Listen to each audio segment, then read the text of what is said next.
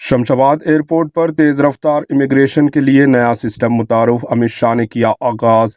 تلنگانہ کے دارالحکومت حیدرآباد کے شمشاباد انٹرنیشنل ایئرپورٹ پر بیرونی ملک جانے والے مسافروں کے لیے امیگریشن کے عمل کو تیز اور آسان بنانے کے لیے fast track immigration trusted traveller programme کا آغاز کیا گیا۔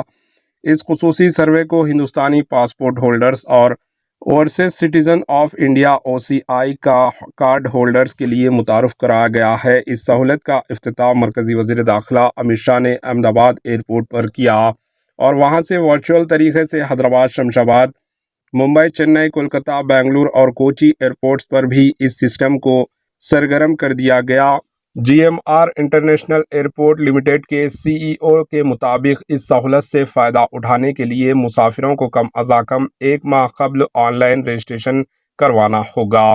درخواست دیتے وقت مسافروں کو اپنی فنگر پرنٹس اور چہرے کی تصاویر جمع کرنی ہوگی، جس کے بعد ان کے ڈاکومنٹس کی جانچ کی جائے گی اور رجسٹریشن کا عمل مکمل ہوگا۔ FITTP کے تحت شمشاباد ایئرپورٹ پر بیرونی ملک جانے والی مسافروں کے لیے 8 الیکٹرانک گیٹس نصب کیے گئے ہیں، جو امیگریشن کے عمل کو خودکار اور تیز تر بنائیں گے۔